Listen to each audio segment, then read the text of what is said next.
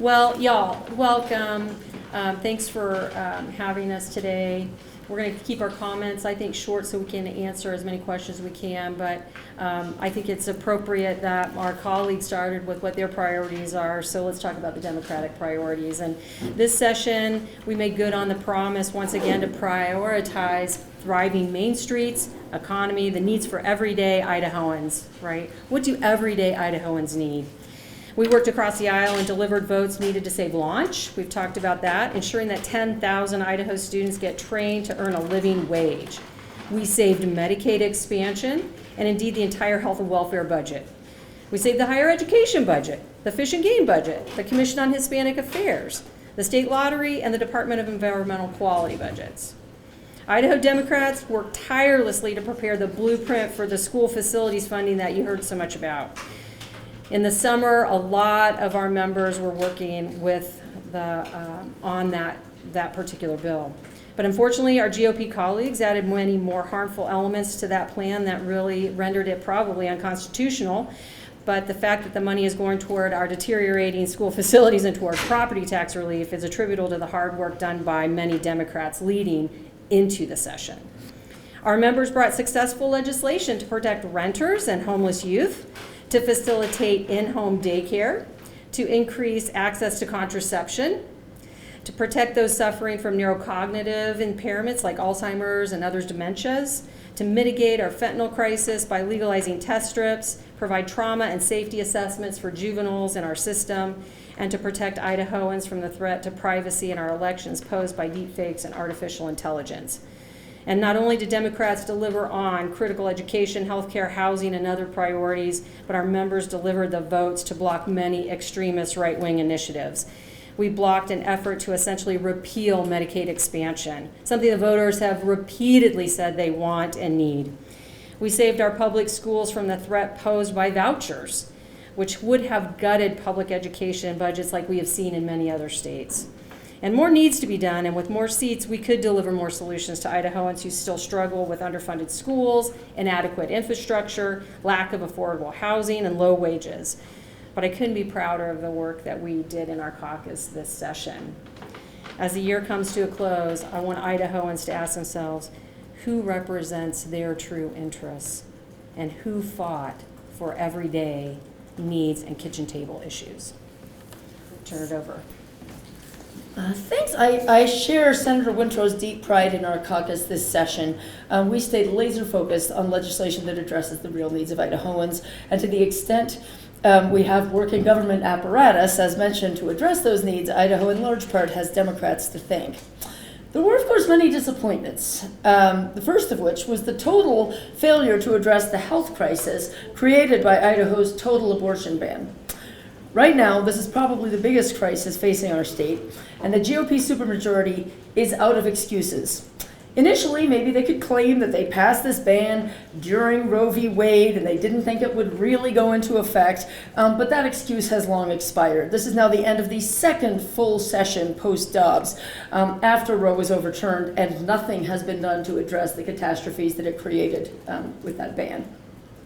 You know the numbers. You've heard it earlier in some of your questions. A loss of 55% of our high-risk maternity specialists, a loss of about a quarter of our OBGYNs, a 50% drop in OBGYNs applying to work in Idaho, 3 labor and delivery departments shut down, women having to be airlifted out of state with health emergencies.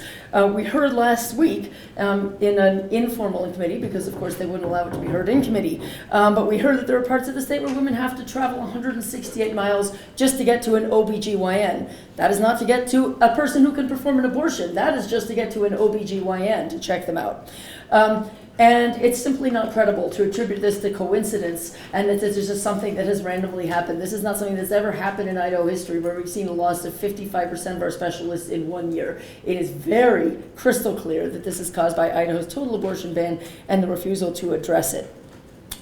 They would not allow even a hearing, much less a vote, on anything that would put in a shred of a health exception for women. In fact, the only legislative action taken this session is to make matters worse. They continue to appropriate large sums of money to litigate against a health exception. 2 weeks from today, Idahoans' tax dollars will be paying for a lawyer to argue in the Supreme Court of the United States that even in dire, serious medical emergencies, where an abortion is the necessary and recommended stabilizing treatment for a woman, that a woman cannot get an abortion in Idaho, even in those dire circumstances. This GOP is committed to forcing women into involuntary childbirth, regardless of the health damage. They're strangely doing so in the name of Christian values, but it is not clear how those Christian values factored into denying food to hungry children when they shut down the summer EBT program. But more broadly, moving beyond abortion, the GOP supermajority's obsession with divisive social issues continued at fever pitch this session, and it continues to do serious harm to the people and to the economy of Idaho. We were sad, of course, to see the attack on libraries finally cross the finish line this year, as well as attacks on diversity generally and numerous voter suppression measures that were enacted into law. But in this legislative cycle alone, there have been, the 67th legislative cycle, there have been 30 anti-LGBTQ bills. And these are not only costly to taxpayers to litigate, but they make it harder for businesses to recruit to this state, and they make it nearly impossible for some families to continue to live here. As a legislator who has devoted 10 years of my life to bettering this state, it pains me to root for Idaho to get sued and to lose those lawsuits. Idahoans deserve better. But GOP lawmakers have relentlessly persecuted our most vulnerable citizens and have left the court as their only hope for relief. And I'm sure we will see many of this session's laws land in court, adding to the already enormous costs that Idahoans have been forced to bear in this regard in recent years. We do hope that our GOP colleagues will someday soon join us. We are eager to work across the aisle on all issues, and we will hope that they will join us in upcoming years in making Idaho a truly welcoming place and focus on legislation that benefits rather than harms and divides the people of Idaho. With that, we want to thank you for sticking around, and we want to answer any questions you have. Well, I don't think doctors are looking for an excuse. I think they wish they could stay here. If you read our papers, they are writing op-ed after op-ed after op-ed saying how they love our state. They think it's beautiful. They put down roots. They moved here. They bought homes. They sent their kids to school here. They are not looking for an excuse to leave. They wish they had a reason to stay. They wish they had the security to stay. But unfortunately, Idaho's legislature and the GOP supermajority has put them in a place where they have to choose between committing medical malpractice and endangering their patients or criminal or jail time and losing their license to practice. They have spoken very loudly about how badly they want to stay, and many of them on the way out have said, this is not something I ever wanted. I desperately wanted to stay here. It does not add up. We have not seen, again, 55% of a practice area leave in a single year in Idaho ever. It's not like this is something that was happening anyway, and oh, whoops, now we're gonna blame it on our abortion ban. This never happened before, and it never would have happened but for Idaho's abortion ban, and it does not add up in any way, shape, or form that it's just an accident or coincidence. So I would urge you all to look past the gaslighting and look to the true cause, which is Idaho's total abortion ban. Go. You want to go here and then there? Go. Just to add on to that, there were also bills, more bills this year that kind of targeted transgender individuals, and several doctors testified against those bills. Can you talk about how that could potentially add to the doctor issue that we have? I think, Laura, I think what you're commenting on is the constant attack that we've seen on the medical profession, and that people don't find it safe and welcoming to practice in Idaho. And that's a problem. We have created a hole that I don't know how we're going to dig out in the next 10 to 20 years because of the basic inhospitable environment that physicians are practicing in. They shouldn't have to look over their shoulder to figure out what the lawyer says behind them when they're practicing medicine. They go to med school, they know how to help their patients. And the legislature, I think, continues to meddle and interfere with medicine beyond their own scope, right? We don't have a shingle out for being a physician. So I think that is very harmful, and that is contributing to the overall environment where physicians don't feel confident and safe to practice here. And we're seeing hospitals and medical practices hemorrhage, quite frankly, our healthcare system. And it's going to have huge effects, I think, on everything from primary care to geriatrics. And I would just add to that, serving on the Health and Welfare Committee, we have worked so hard to try to recruit doctors to this state. This has been an ongoing project that took decades to get to the level that we were at the day the Dobbs decision dropped.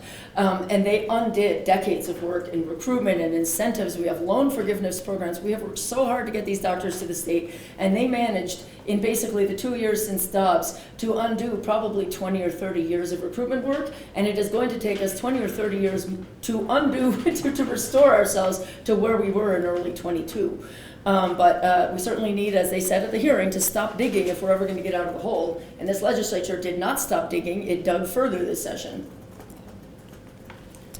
I think, was it Ryan, were you next? Yeah, And then over to Ian. Just wondered if you all saw the governor's transmittal letter on libraries and if you wanted to comment or respond. Would anyone like to bite that? I will say this, sadly, they asked unanimous consent, so we weren't allowed to hear what the governor actually had to say. We wanted to, now we've got to go and wait till tomorrow when the journal is published to actually read the governor's issues with 710. Did you read it?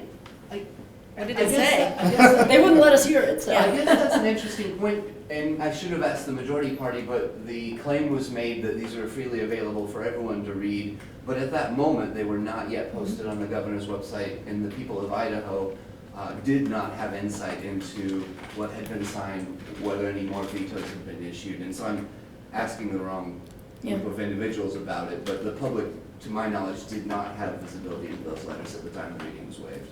No, and I think, go ahead. Sorry. Nor did we. Nor did we. Yeah.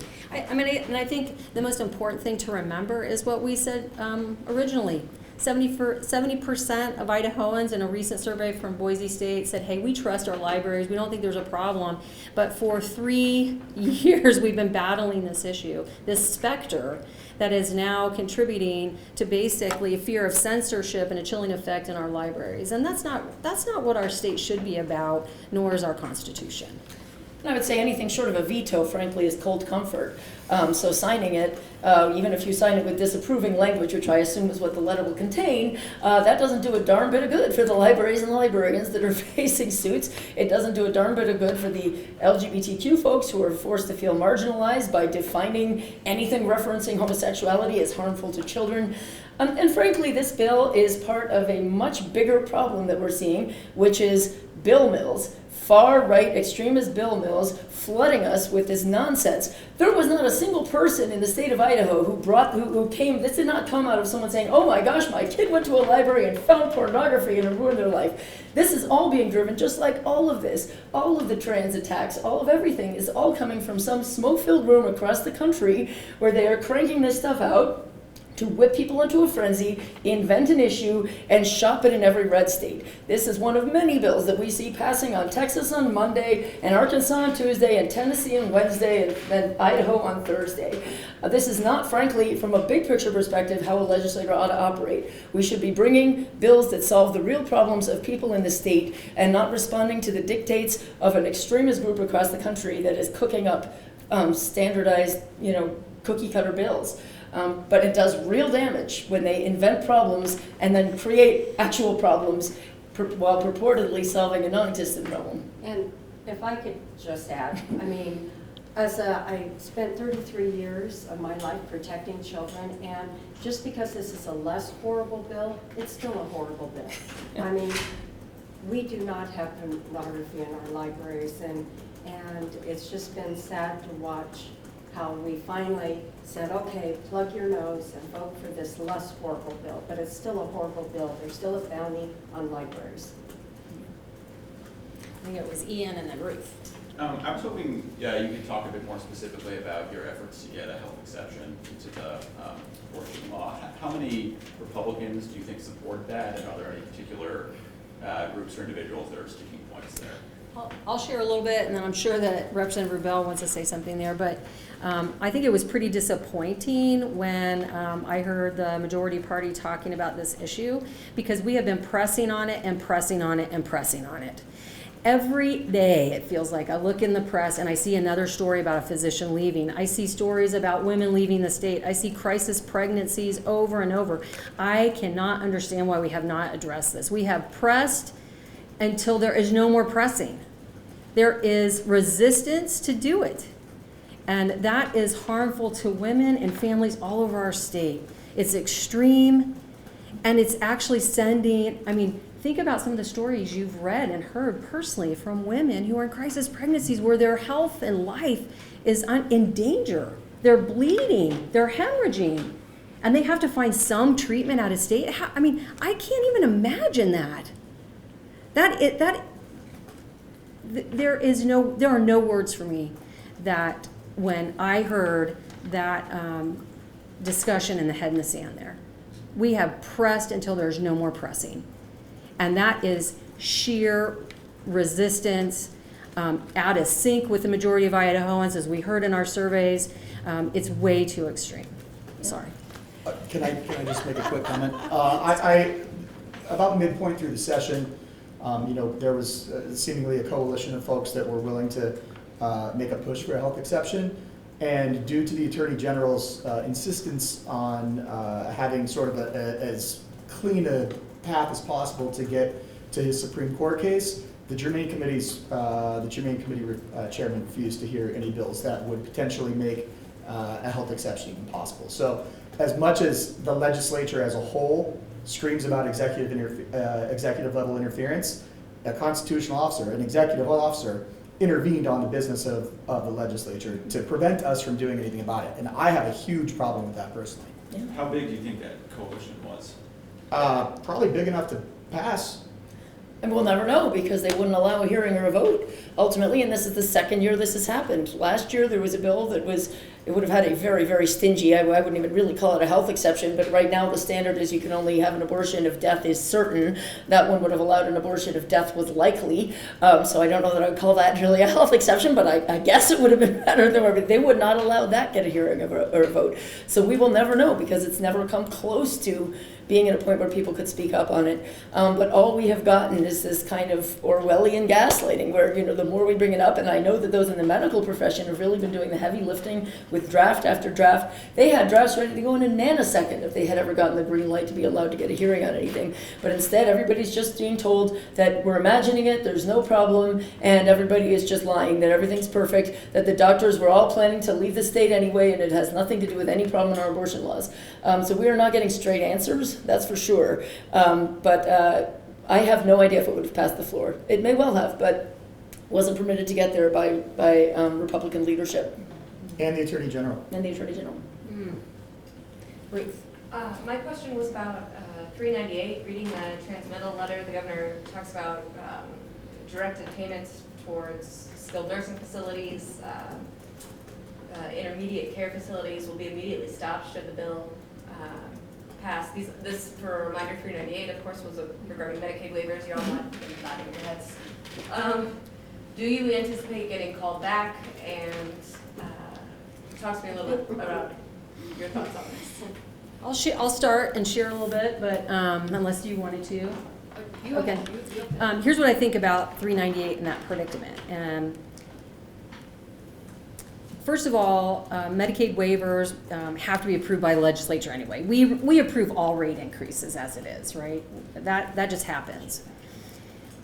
What I would ask myself is why is there such a fight over this bill, and why can't the majority party get it together to make sure that nursing homes, elderly people, like these payments are coming and being cared for, right? And that we have to put political posture aside and think about the health care of our citizens. The bigger question here is why is there such a fight, right? And that is a problem, I think, with the majority party over and over, is this shouldn't be a fight. We should just be able to pay the bills that we have, right? And we already have to approve all those waivers anyway, and we approve all the rate increases. So, the fight is behind the scenes, I think, in political battles. We certainly anticipated that this was going to be a big problem. I believe every member of our caucus voted against it, seeing that it was going to create real problems. Unfortunately, there were not enough of us to stop it from passing in the first place. I think the next question is why did the governor sign it? Because by the time it reached his desk, I think initially maybe our colleagues across the aisle didn't realize the scope of the problem it was causing. That certainly had become clear by the time it got to the governor's desk. I was under the impression that there would be a trailer even today. I was expecting to come in today and possibly find a trailer in committee.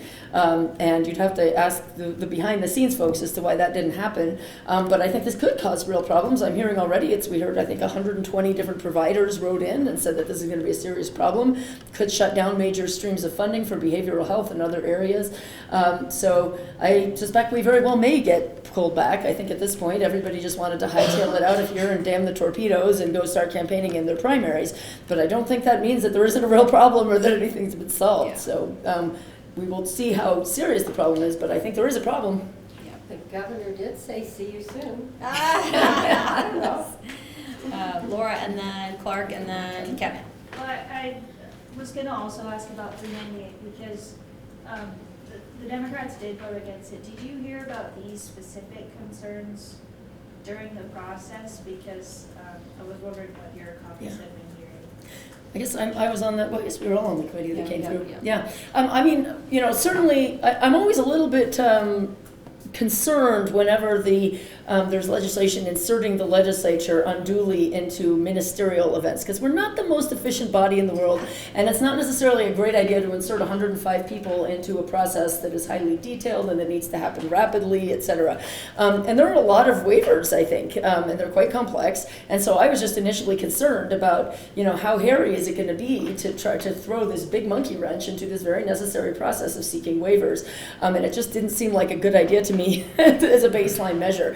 But it seems like those fears were pretty well grounded. We didn't have the details on exactly what was going to go wrong, but we had a pretty good idea that something was going to go wrong when you, again, insert 105 people who agree on very little into this very necessary, very detailed, very specialized process. I guess I would just add that, my consternation, not having served on the committee, is that 9 times out of 10, when the majority party in the legislature wants to make wants to make a change to Medicaid, it's for the worse. Yeah. It's to cut benefits or cut reimbursement, or make it harder to go through paperwork to get the benefits. So that's, for my perspective, just most of the time the Idaho legislature is working to make that critical access to health care for pregnant women, Idahans with disabilities, seniors who need nursing home care, just harder to access. And yeah, and again, this just shows don't sign a bad bill is the lesson here, and trust that this body is going to fix it. Some of the Republicans who supported that legislation have said that they are concerned about the long-term viability of the Medicaid program. They've said they're worried that there are people taking advantage of it who shouldn't be, and that's taking resources away from people who are truly needy. Do the Democrats believe there's no issues at all with the Medicaid system? Well, I think if anything, it's probably the opposite. We went so aggressively and so quickly in kicking people off at a faster rate than any state in America that we hatcheted, tens of thousands of people, probably over 100,000 people, without really screening to see if they actually should be hatcheted. So right now, actually, I think we're in the opposite state of affairs, where we have people who are genuinely below the poverty level, who are stripped of Medicaid expansion, and who are now struggling to get through the paperwork to get back on. So I guess I haven't seen data to support the idea that there are people on who shouldn't be in any meaningful numbers. It seems to be kind of the opposite. There are people who probably qualify who were cut very hastily and are in the process of trying to get back in. Kevin had a question too, and then Clark. Yeah, go. My question's for Senator Ward Engle-King as a veteran JFAC member, and then if Senator Just or anybody else would like to weigh in, I'd welcome that. But this year, as we know, we went through significant changes to the budget process, probably the most significant changes I've seen in 14 years covering the session. Now that we've gone through the session, Senator, could you reflect on those changes when it comes to the working groups, when it comes to the maintenance budgets, and whether or not that increased transparency, which is something that Idahoans have been told would come of the new process? I think it's very clear that the maintenance budgets weren't maintenance budgets. They didn't have replacement items. They didn't have non-discretionary things. They didn't have the full CEC that needed to be in. I talked to the co-chairs and expressed that that's a change we need to look at if we're going to proceed down this road. But we basically did every budget twice. and it did not save time. I do not think it was more transparent. There's some value in the working groups, and I think some of the working groups went very well, and there was additional time to do that process. Some of the working groups were more difficult, and I guess that's probably personalities on it, but I think there's some value in the working groups.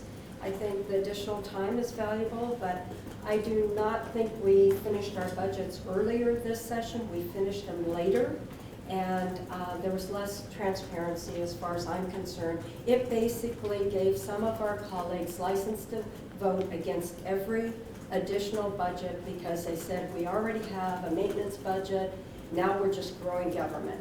And so it made every budget harder to get through the legislature, and it required the Democrats making sure we were on board with it to get them through. So that would be my response.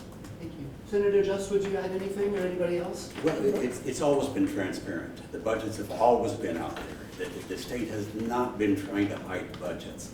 It's probably a little easier, I'll give them that, because you can go to one place and look at them, but they've always been available. Brooke, do you want to weigh in just a little? It'd be nice. Yeah, I can certainly weigh in just briefly. I'd probably say that I echo much of what was stated already, but I actually enjoyed the working groups. I think there was a lot of value to it, and I actually announced that several times in voting on the bills. The working groups provided an opportunity for us to come in and understand what our colleagues' issues were, seek compromise, and we came out of the working groups in a lot of times a consensus behind a budget bill, and so I would say that was a good piece of it, although we were here a lot longer, and I think we did put a significant amount of time into our budgets that we haven't done necessarily in the past. I would say we were assured that, well, we were told we were going to be sine dying on March 22nd, and here we are on April 10th, which is actually later than we sine died last year, despite it being an election year, so by all rights, we probably should be sine dying earlier. So I think any contention that this went faster is nonsense. But beyond that, I guess I'd raise a different question, different concern as well with the budgeting process, which is this kind of emergence of the imperial JFAC, where major policy issues are now getting slid into footnotes in a budget. What happened with the transportation budget was frankly shocking, that $50+ million transaction, whether it was a good transaction or a bad transaction, regardless, it's stunning to me that that wasn't dealt with in a germane committee, and that something of that magnitude can simply be reversed in a footnote in a budget now. Things are getting out of hand in terms of the power grab by JFAC. Well, and I think you have to remember that in JFAC, you don't have public testimony. So Yes. that's the really big issue when you start doing that, is now the public can't weigh in. And what does that do? It consolidates power in one committee, and so you may as well not even have the others. I think it's really shocking and inappropriate. And to that point, I think it was our chair who actually said, well, this is the third public hearing we've had on this issue pertaining to the ITD budget specifically. And I looked around the room and saw not one public member testified, and I think that's a disservice if we're going to make those types of changes. That significant of a change through JFAC, we owe it to the public to invite them to the podium and give us their input, and that never happened. And the reality is, a lot of that information on the ITD property sale, we did not have that information originally. That came out later because we didn't take public testimony. So a lot of that information was late coming to some of us on JFAC, and that's troubling too. There was a lot of talk about policy bills and JFAC getting into policy. And frankly, sitting on JFAC, I can't tell you how many times we were cautioned not to stray into policy when we would ask a question or something until the last few days, and then it's all right. Everything is okay as a policy bill because everybody gets a chance to look at it. Maybe not testify on it, but they get a chance to look at it. And I think the last thing I want to say about that ITD budget and the process by which it went, it really sends a bad message to our state for business and contractors. And I actually received phone calls about that issue. The people that went through that bid, again, regardless if we like the price or not, they went through the established process. I was on JFAC when we said, hey, we're setting policy that we are actually not in the real estate business, and that we have a process to sell state properties and make sure we're not interfering with business. And the Hewlett-Packard campus was purchased to consolidate our government, make it easier for citizens to find, and we had this nice campus, and so there was a direction to move ITD to that new campus and save money, and we appropriated, I don't know, over $30 million for the $37 million. $37 million to the transaction, and now all of a sudden, because of some language in a bill, because some personalities didn't like the deal, now we're going to move them all back into that building. And if you've been in it, you know it's not a nice place. It needs a lot of work. So I think it was wasteful. And that's a $41 million price tag. Yeah, Move it back I into think renting. I think number one, it harms our image about, you know, business friendly and our promises, and actually it's a waste of taxpayer dollars because we actually had a plan set in motion. Now we're reneging on that plan, and now we're going to move them back here. So it's really astounding to me. And again, why this wasn't done through the transportation committee or any germane committee is beyond me. I've never seen anything of this magnitude done in a footnote in a budget. Kevin? Good job, Kevin. He's waiting patiently. It's like looking at an eclipse here, Representative. I want to shift gears to private school funding, tax credits. You heard the speaker during their press conference say that this issue is going away. I know where you all stand on the policy of it, but I'm wondering how you see the process unfolding next year. Are there parallels between this issue and the library's bill law that evolved over 3 years? And how do you strategically approach that going forward? I mean, you know, Kev, I think that, you know, first of all, last year on the Education Committee, you know, they brought 5 separate attempts to do it. Every one of them failed in the Education Committee. This year, they brought a couple different attempts in the Rev and Tax Committee, where I serve, and actually was the decisive vote in killing it for the year this year. And then, you know, they're like, oh, what committee can we run this through? Can we run it through Ways? There was threats the last day of the session that they were going to run a bill through State Affairs, which is funny because we heard that committees were shut down, but on the last Wednesday they were ready to run a bill through State Affairs. You know, this is going to keep bubbling up. I think that this is obviously going to be a super critical election. We need our caucus here. We've got to break the supermajority. And we need to ensure that people who want to continue to honor the Constitution and follow the Constitution are elected, and so that we don't violate the Constitution by passing this voucher bill, tax credit, whatever scheme they call it. Yeah, and I think the critical thing here is that there's no accountability. If that money goes out to a private school or religious school or a homeschooler, there's no accountability. And we owe it to the public to be very accountable to the money that their money that we allocate. And public schools are still under the gun, still not adequately funded. So we don't even have enough right now in our coffers to adequately fund our public schools. We don't have, in my opinion, we do not have the luxury of opening it up to private religious schools, and especially when it's unconstitutional. We all swore an oath to uphold the Constitution, so I think that's critical. And we only have to look at other states who have done it, and it has caused them huge financial problems.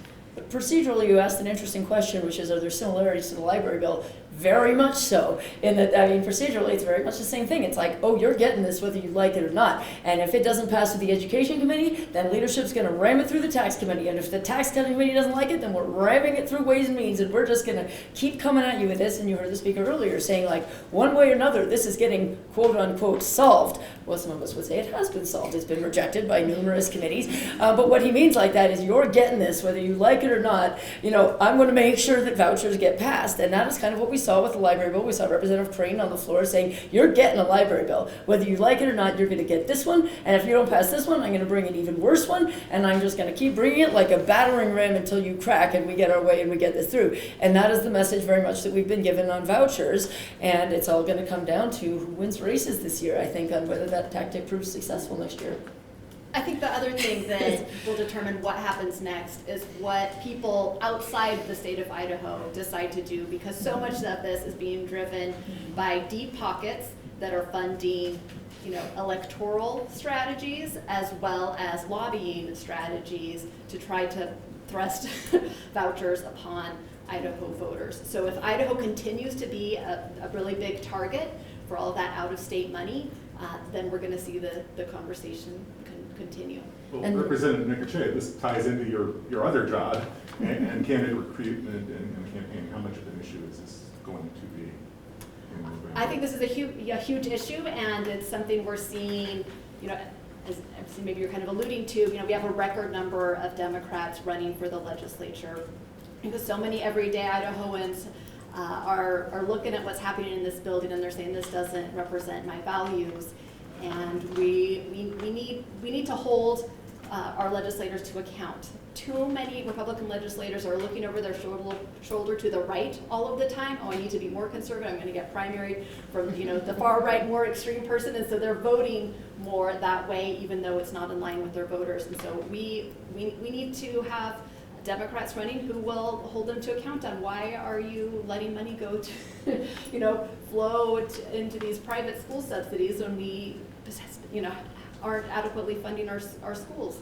And ask those questions and provide that accountability on the other side. And Representative Necochea raises a great point on that. There's huge out-of-state money, and they play dirty in those elections. When they are running against a person who is opposed to vouchers, there is nothing they won't say in those flyers, and they will flood you with hundreds and hundreds of thousands of dollars. And if you oppose vouchers, you can expect to get flyers saying that you're all but a child molester. They'll send everything to everybody saying, oh, this person wants drag queens in your classroom, and they want Mexican criminals to shoot you in their bed, and they want, unbelievable scaremongering tactics, just flooding the zone to attack anybody who stands up to vouchers with everything they've got, and they are very, very well funded.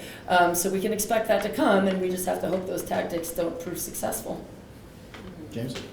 Do any of you agree with Speaker Moyle when he said that IVF is solved? It's No, absolutely not. How can we have somebody to answer that? No, absolutely not. And we saw it with the first bill of the session right out of the gate. We heard the preborn bill that Representative Young brought forward that was going to define what an embryo is as being an unborn child. When we start down that track is when we're going to see situations similar to what we saw in Alabama. This is certainly something that is very personal to me, but something very important that we do address. I heard it from one of our other representatives. We're fear-mongering.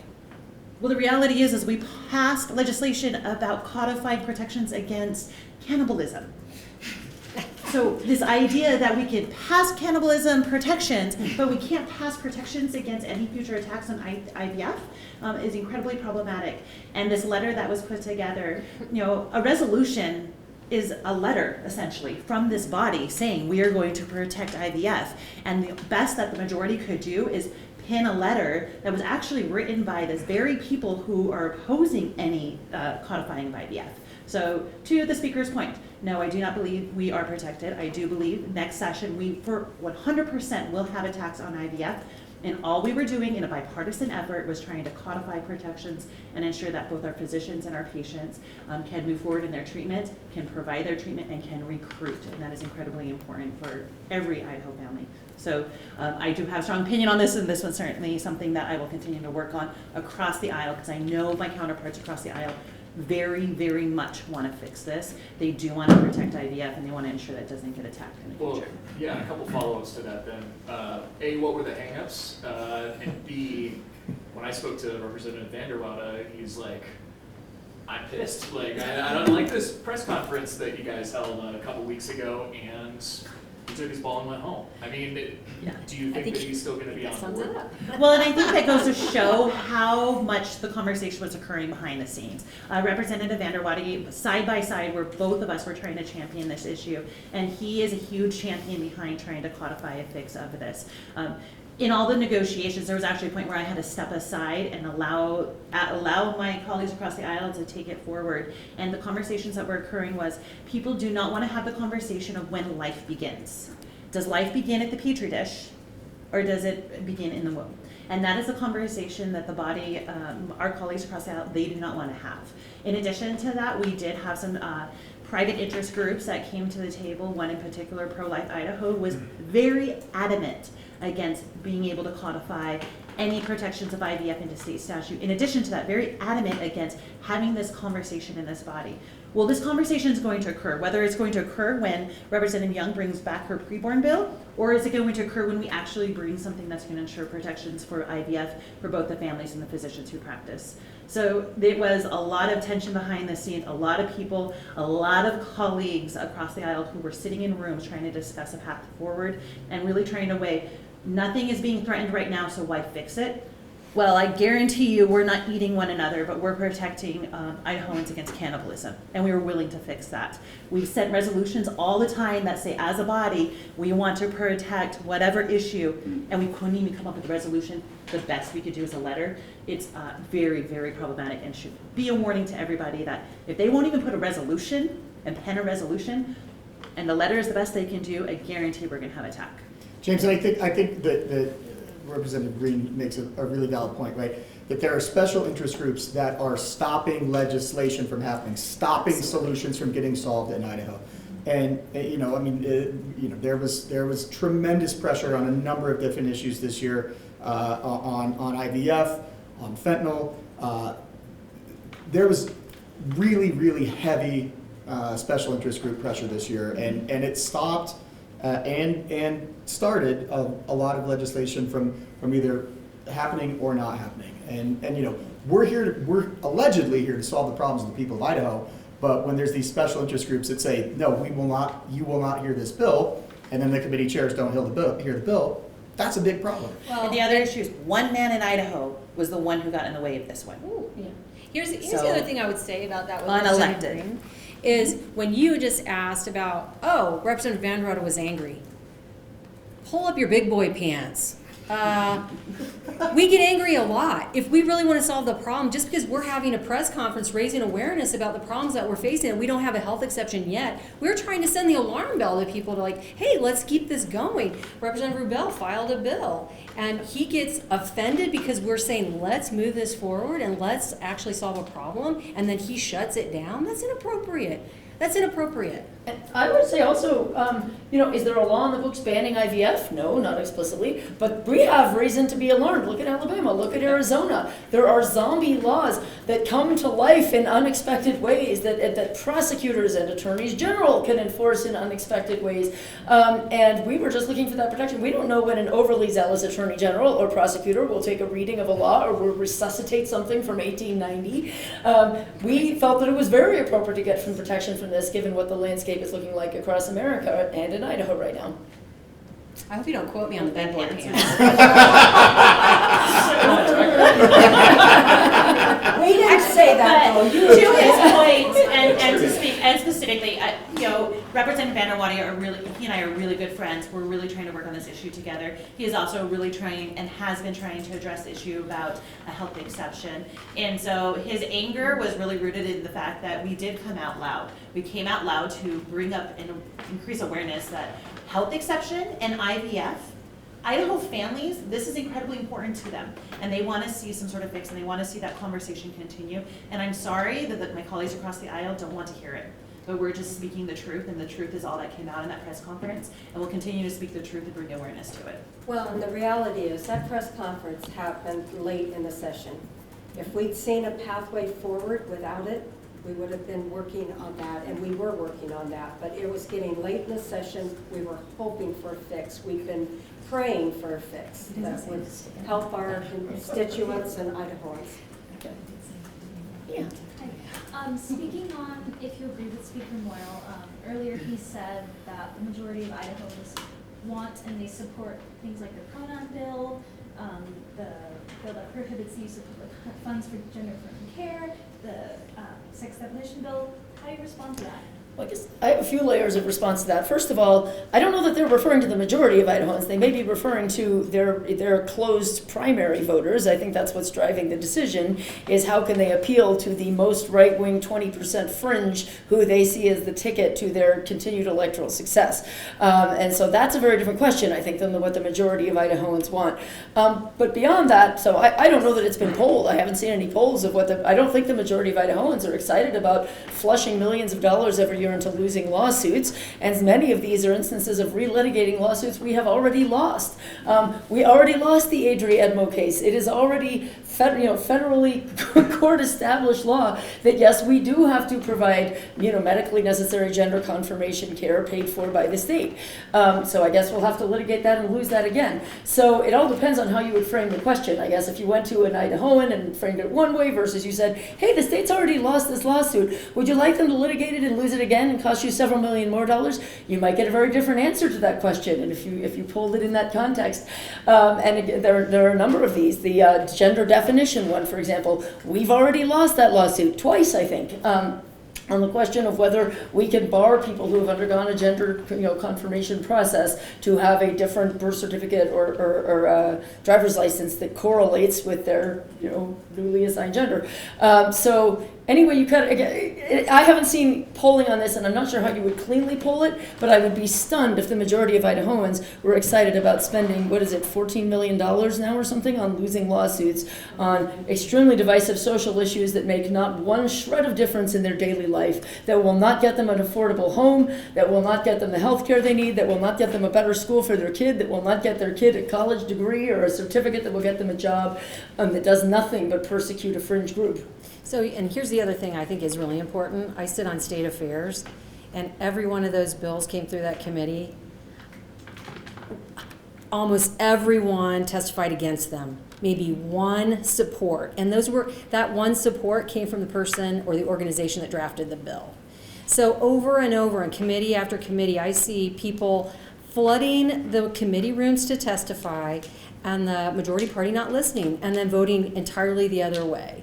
So there may not be official polling, but if you go to committee and you see the number of people that sign up, I think the library bill had 38 people signed up, and then we had to cut it off. One person out of 38 supported the bill, and so we passed it anyway. So I think that's really what's telling here. And in reality, what we're hearing from our constituents, they care about things that working families care about. They care about being able to live in Boise and enjoy the benefits of Idaho and recreation, and they want good schools for their kids. They want to see their children and grandchildren be able to stay in this state. So those are the issues I hear about every day. And that's what we're trying to do, work on working families' issues here in Idaho. And I would say too, I would venture to say all of us do a lot of door knocking, Steve in particular. I don't think I've ever heard one person at the door say, can you make sure you define sex? Can you be sure to criminalize librarian? No. We hear about the thing that Senator Ward Engelking talked about, their property taxes, which we have gotten under control, funding education. My constituents in particular are like, hey, stop doing all these income tax rebates that are actually disproportionately affecting people who are wealthier. They say invest it in our schools, invest it in healthcare, invest it in housing. That's what people care about, not have we defined sex right, right? That's not what we hear at the door. Right? When you all were talking about tax credit bill, I think Representative Rebell and Burns, you alluded to some committee shopping to get that bill through. I'm curious, has that, I think we've seen it on both sides, and in the House and in the Senate, and in both cases to skirt the education committees for different reasons. But I guess my question is, for people who have been here a while, has this become more prominent in recent years, or has this always gone on? Oh, yes. I think it is more prominent. And actually, there was another instance on the Senate side with the the constitutional amendment to push through the amending convention. That every constitution bill ever has gone through state affairs. Ever, ever, ever. I've never seen a constitutional amendment bill of any kind that doesn't go through state affairs, but they didn't think they could get it through state affairs, so they sent it to Judah Rules. So yes, there has been really this flexing of power at the highest levels of saying, I really want this bill to go through, and I'm going to send it to where I know I can get it through. And that's unfortunate. We have germane committees for a reason, and I think too much of the business in this body is devolving into what the will of one very powerful person is on one side or another, who just says, I will bend every rule there is, I will bend every norm there is to make sure I get my way. And I think the most important thing about government is that it's predictable, and there's a process by which people know how to negotiate, right? And what I think we're seeing are personalities who want to change the rules and change the processes to fit an agenda. You heard me say that at the beginning of the session, right, with the JFAC changes. I said what I'm concerned about is that people are going to orchestrate the budget surplus so then they can put it back into an income tax rebate, which we did, or vouchers. And so, again, I think we have to be very cautious when we see committees like JFAC, the envy of our country as far as our legislature is concerned. The process is set, established, and we know how to go through it, and now it's all being just changed into chaos. And I know for the first time on the Senate floor when we were doing those budgets, I couldn't make head nor tail of them.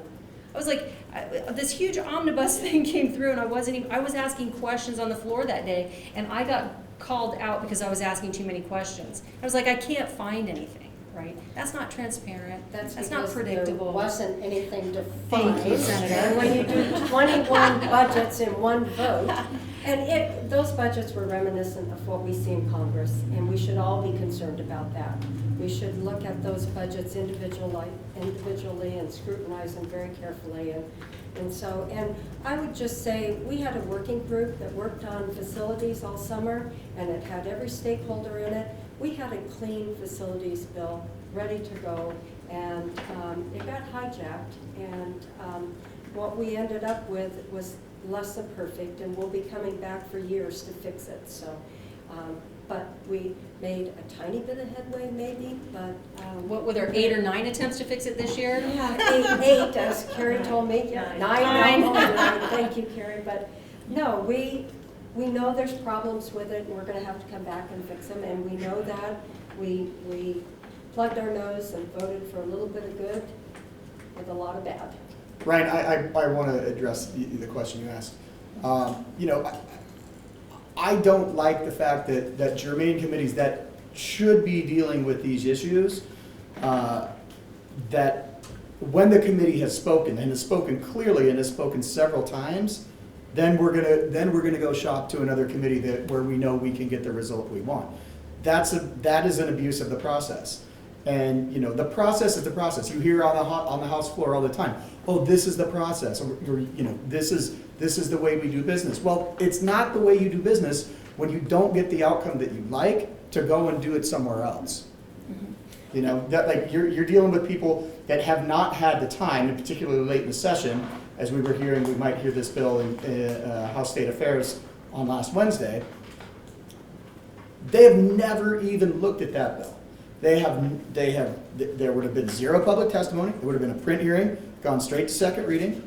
We had people, I spent hours, I know Representative Necochea spent hours, our good folks on the Education Committee last year spent dozens and dozens and dozens of hours going through with a fine-tooth comb, highlighting, here's the problems here, here's the problems here, this is why it isn't good, and a consensus of the committee agreed that it wasn't good. And so what do? Oh, we're going to go to a different committee where we know we can get the outcome we want.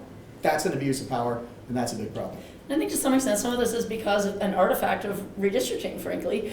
We had 30 plus brand new people who really didn't necessarily know what an aberration this was from historical processes, and were very malleable and were very easy to say they didn't realize that this was extremely unusual and unorthodox and perhaps unprecedented to just take a bill and jam it through every different committee, whether it fit or not, till you got it through. You had new chairmen who didn't know to stand up to JFAC necessarily and say, hey, wait, I'm the germane committee chairman here. You can't be putting that in a bill. You got to go through me. But we had all these newbies who were not going to necessarily push back on leadership against all of these dramatic changes to the process.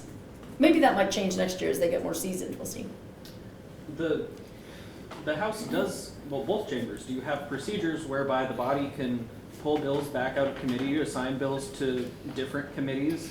When that has been attempted in the past, it's not been something the Democrats have gone along with.